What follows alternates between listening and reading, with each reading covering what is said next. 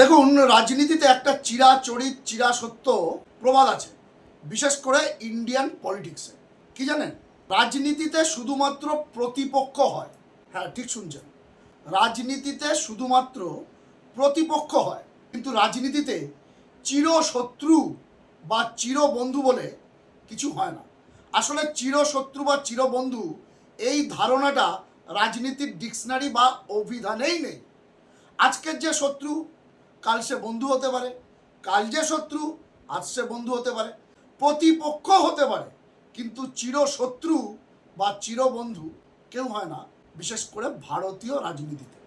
ঠিক সেই জায়গা থেকেই আপনাদের অনেকের মনে খুব স্বাভাবিক একটা প্রশ্ন উঠতে পারে, তাহলে রাজনীতিতে কি নীতি নৈতিকতা আদর্শ ইডিওলজির কোনো গুরুত্ব নেই, কোনো ভ্যালু নেই? নিশ্চয়ই আছে।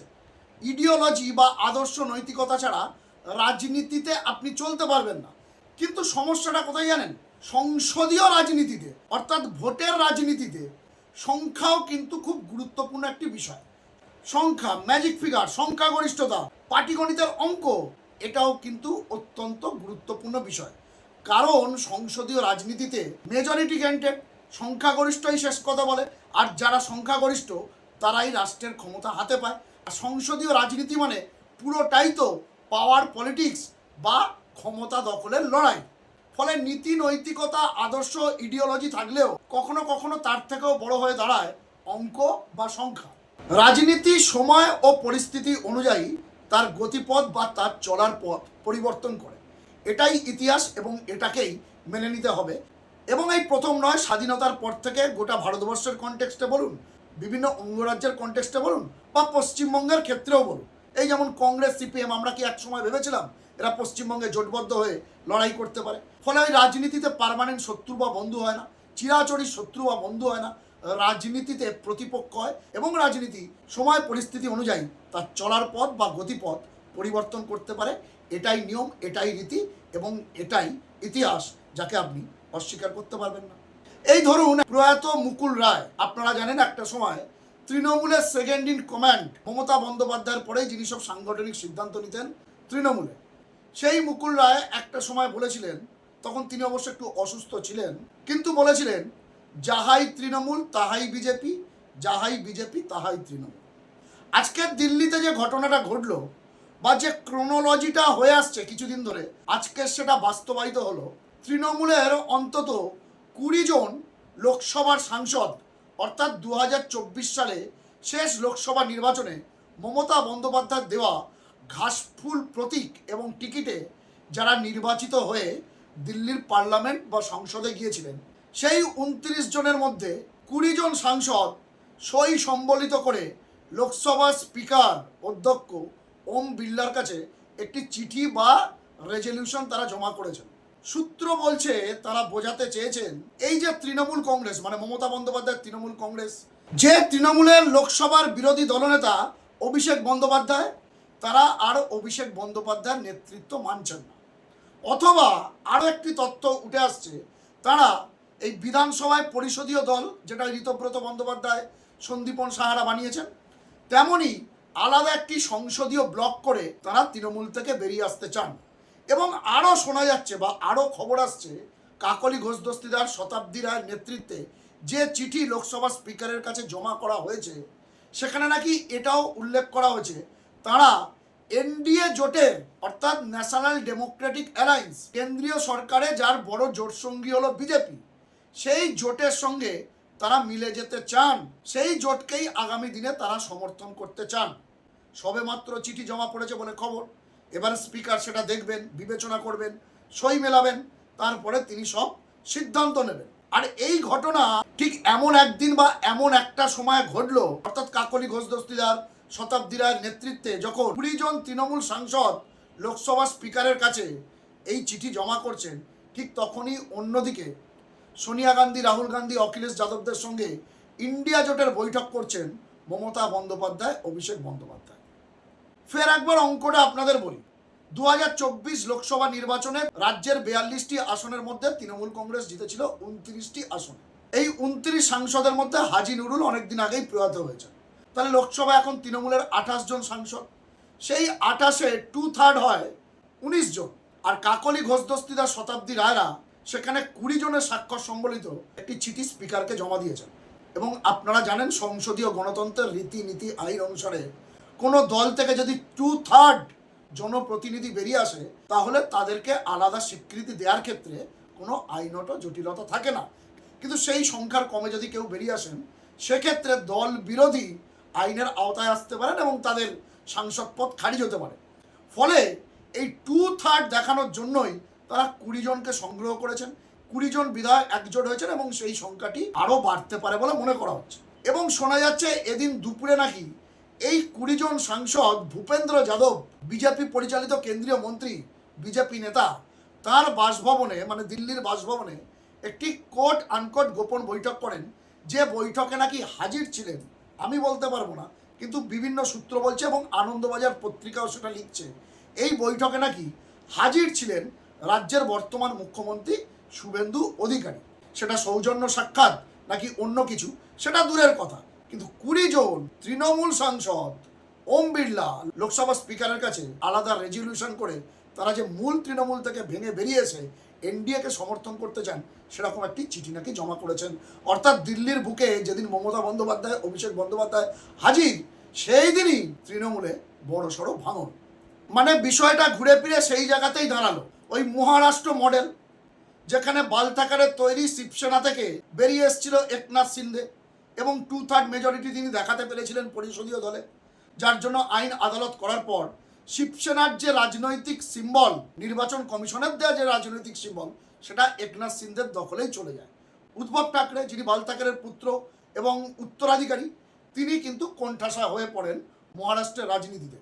অন্যদিকে একইভাবে এনসিপি, শরদ পাওয়ারের তৈরি এনসিপি, সেই এনসিপিও ভেঙে কিন্তু অজিত পাওয়ার, তিনি এখন প্রয়াত হয়েছেন দুর্ঘটনায়, সেই অজিত পাওয়ারও বেরিয়ে আসেন এবং দলের সিম্বল থেকে শুরু করে দলের রেজিস্ট্রেশন তার দখলেই চলে যায়। কারণ ভাইপো অজিত পাওয়ারও কাকা শরদ পাওয়ারের দল থেকে 2/3 মেজরিটি নিয়ে ভেঙে এসেছিলেন। এর বাইরে আপনারা চলে যান রাঘব চাড্ডা, যদি লোকসভার কনটেক্সটে বলা হয়, রাঘব চাড্ডা আম আদমি পার্টির যিনি সাংসদ, তিনিও কিন্তু 2/3 মেজরিটি নিয়ে আম আদমি পার্টি থেকে ভেঙে এসে এনডিএতে যোগ দিয়েছিলেন। অন্যদিকে বঙ্গ বিজেপির তরফে রাজ্য বিজেপি সভাপতি শ্রমিক ভট্টাচার্য বা বিজেপির অন্যান্য নেতা মন্ত্রীরা যেটা বলছেন যে তৃণমূলের জন্য তাদের কোনো জায়গা নেই। একবার ভুল করে ভালো তৃণমূল খারাপ তৃণমূল ব্যাখ্যা দিতে গিয়ে শ্রমিক ভট্টাচার্য নিজের দলের কাছেই কেস খেয়ে গিয়েছিলেন, অনেক ট্রোল হয়েছিলেন। পরে সেটাকে তিনি অন্যভাবে ব্যাখ্যা করেছিলেন। কিন্তু শেষ পর্যন্ত যদি এই 20 জন সাংসদকে বিজেপি সরাসরি নাও নেয়, তারা যদি এনডিএকে সমর্থন করেন, ঘুরিয়ে কিন্তু তারা রাজ্য স্তরে বিজেপিরই সঙ্গী হয়ে গেলেন। এটা বোঝার জন্য খুব একটা রাজনৈতিক বিজ্ঞ হওয়ার প্রয়োজন নেই। আবার ফিরে আসি সেই একই কথায়। প্রয়াত মুকুল রায় বলেছিলেন, যাহাই তৃণমূল তাহাই বিজেপি, বা যাহাই বিজেপি তাহাই তৃণমূল। অথবা রাজনীতির ওই চিরাচরিত সত্য প্রভাত্রী, রাজনীতিতে কোনো পার্মানেন্ট শত্রু বা বন্ধু হয় না, রাজনীতিতে প্রতিপক্ষ হয়। সেই ফর্মুলা মেনেও এই সাংসদরা যদি এনডিএতে যোগ দেন বা এনডিএ তাদেরকে গ্রহণ করে তাহলে কিছু বলার নেই। এখন বিষয় হলো, গতকাল সুনীল বানসাল, রাজ্য বিজেপির যিনি জাতীয় পর্যবেক্ষক, তিনিও কিন্তু এমন একটা ইঙ্গিত নিয়েছিলেন যে সবাইকে নিতে হবে, অন্যরা এলেও তাদের নিতে হবে, তার মতো করে একটা যুক্তি দিয়েছিলেন।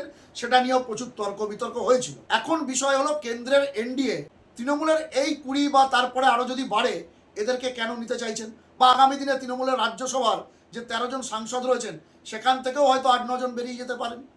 কেন তারা নেবে তার একটাই কারণ, অন্তত রাজনৈতিক মহল মনে করছে। দেখুন, 2014 থেকে 2019 এবং 2019 থেকে 2024 এই দুটো টার্মে কেন্দ্রীয় সরকার বা কেন্দ্রের নরেন্দ্র মোদী সরকার অ্যাবসলিউট বিজেপির মেজরিটি ছিল।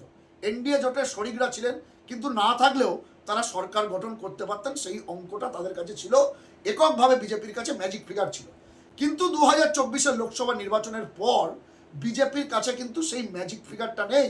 এনডিএ জোট করে তাদের সরকার চালাতে হচ্ছে এবং বিশেষ দুটি রাজনৈতিক দল, বলা যায় আঞ্চলিক দল, এক হলো বিহারের নীতিশ কুমারের জেডিইউ জনতা দল ইউনাইটেড এবং অন্ধ্রপ্রদেশের চন্দ্রবাবু নাইডুর টিডিপি তেলেগু দেশম পার্টি।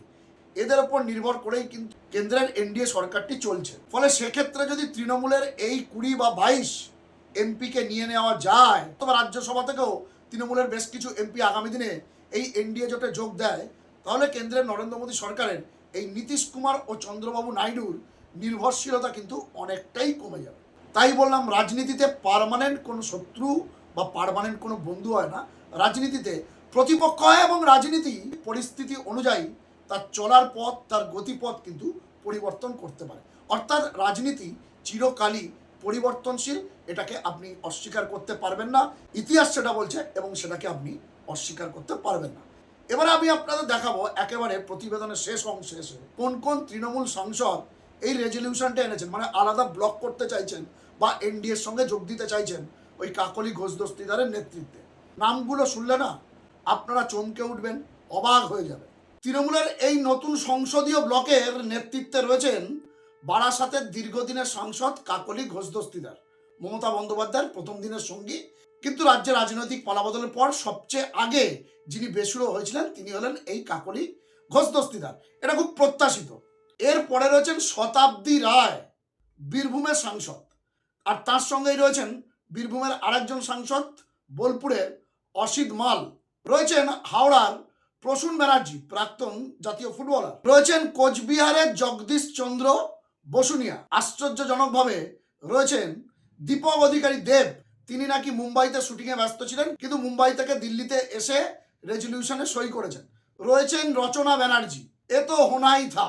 বাঁকুড়ার সাংসদ অরূপ চক্রবর্তী, মেদিনীপুরের সাংসদ ভাবা যায় জুন মালিয়া, মুর্শিদাবাদের সাংসদ আবু তাহের খান, ঝাড়গ্রামের সাংসদ কালীপদ সোরেন, রয়েছেন বর্ধমান পূর্বের সাংসদ ডাক্তার শর্মিলা সরকার, জঙ্গিপুরের সাংসদ খলিলুর রহমান এবং বহরমপুরের সাংসদ ইউসুফ পাঠান। ভাবা যায় এক্সে ওয়ার্কারে। কিন্তু সবচেয়ে যে দুটি নাম সবাইকে চমকে দিয়েছে, সব নামই চমকে দিয়েছে দু একজন বাদ দিয়ে, কিন্তু সবচেয়ে বেশি যে দুটি নাম চমকে দিয়েছে সেটা হলো দক্ষিণ 24 পরগনার মথুরাপুরের সাংসদ বাপি হালদার। যে বাপি হালদার অভিষেক বন্দ্যোপাধ্যায়ের অত্যন্ত ঘনিষ্ঠ এবং অভিষেক বন্দ্যোপাধ্যায় বলেছিলেন ডায়মন্ড হারবার আমার যদি প্রথম সংসদীয় এলাকা হয় তাহলে বাপি হালদারকে জেতান আপনারা মথুরাপুরে, এটা আমার দ্বিতীয় সংসদীয় এলাকা। এই একটি নাম কিন্তু চমকে দিয়েছে। আরেকটি নাম চমকে দিয়েছে ব্যারাকপুরের পার্থ ভৌমিক। যে অর্জুন সিং রাজনৈতিকভাবে এত দক্ষ, অর্জুন সিং এর বিরুদ্ধে অনেক অভিযোগ থাকতে পারে কিন্তু তার রাজনৈতিক জ্ঞান, তার রাজনৈতিক দক্ষতা যোগ্যতা নিয়ে কারোর মনে কোনো প্রশ্ন ছিল না কোনোদিনই। তৃণমূল কংগ্রেসের প্রথম দিনের সঙ্গী, দীর্ঘদিনের বিধায়ক ছিলেন, সাংসদ ছিলেন, কখনো বিজেপির কখনো তৃণমূলের। সেই অর্জুন সিংকে কাঁচি করে এই পার্থ ভৌমিককে ব্যারাকপুরে টিকিট দিয়ে জেতানো হয়েছিল। সেই পার্থ ভৌমিক তিনিও অভিষেক বন্দ্যোপাধ্যায় ঘনিষ্ঠ এবং শোনা যাচ্ছে এই রেজলিউশনে নাকি অভিষেক বন্দ্যোপাধ্যায়কে দলনেতা তারা মানতে চান না। সেখানে এই পার্থ ভৌমিক, বাপি হালদার, জুন মালিয়া, রচনা ব্যানার্জি এরা সব স্বাক্ষর টাক্ষর করেছেন। বুঝতে পারলেন? বলেছিলাম না কিছু কিছু নাম আপনাদেরকে চমকে দেবে। কিন্তু এই একই ফর্মুলা, রাজনীতিতে কোনোদিন পার্মানেন্ট শত্রু বা পার্মানেন্ট বন্ধু হয় না। রাজনীতি পরিবেশ পরিস্থিতি অনুযায়ী শুধু তার গতিপথটাই পরিবর্তন করে। এই বাপি হালদার, পার্থ ভৌমিকরা, এই রচনা বন্দ্যোপাধ্যায়রা তাদের গতিপথটা হয়তো পরিস্থিতি অনুযায়ী পরিবর্তন করে নিয়েছেন এবং এটাই ভবিতব্য। সেখানে নীতি নৈতিকতা এগুলোর কোনো গুরুত্ব নেই, যেখানে সংখ্যাটাই শেষ কথা। তো দর্শক বন্ধুরা, বিধানসভায় ঋতব্রত বন্দ্যোপাধ্যায়ের নেতৃত্বে পরিষদীয় দল যেমন ভেঙে আলাদা ব্লক তৈরি হয়েছে 60 জন বিধায়ককে নিয়ে, সেই সংখ্যা নাকি আরও বাড়তে পারে। শোনা যাচ্ছে আজকে সেখানে গিয়ে আবার হাজির হয়েছিলেন ফিরহাদ হাকিম, মমতা বন্দ্যোপাধ্যায়ের সবচেয়ে ঘনিষ্ঠ সিনিয়র নেতা। ঠিক অন্যদিকে দিল্লিতে যে সময় মমতা বন্দ্যোপাধ্যায়, অভিষেক বন্দ্যোপাধ্যায়, সোনিয়া গান্ধী, রাহুল গান্ধী, মল্লিকার্জুন খাড়গে, অখিলেশ যাদবদের সঙ্গে ইন্ডিয়া জোটের বৈঠক করছেন, ঠিক সেই সময় কাকলি ঘোষ দস্তিদারের নেতৃত্বে লোকসভার প্রায় 20 জন তৃণমূল সাংসদের স্বাক্ষর সম্বলিত একটা রেজলিউশন ওম বিড়লা অর্থাৎ লোকসভার স্পিকারের কাছে জমা পড়েছে এবং তারা নাকি আগামী দিন আলাদা ব্লক করে এবং লোকসভার অধিবেশনে আলাদা বসতে চেয়ে এনডিএকেই সমর্থন করবে বলে জানিয়েছে। আগামী দিন কোন দিকে জল গড়ায় সেদিকে আমাদের নজর থাকবে, আর আপনাদের নজর থাকুক খবরওয়ালা সোমনাথ ইউটিউব চ্যানেলে। এক্ষেত্রে আপনাদের মূল্যবান মন্তব্য কমেন্ট বক্সে কিন্তু লিখতে ভুলবেন না। আপনাদের গুরুত্বপূর্ণ মতামত ও পরামর্শ খবরওয়ালা সোমনাথ ইউটিউব চ্যানেলকে আরও সমৃদ্ধ করবে। ভালো থাকবেন, সুস্থ থাকবেন, সতর্ক থাকবেন, খবরওয়ালা সোমনাথ ইউটিউব চ্যানেলের সঙ্গে থাকবেন। নমস্কার।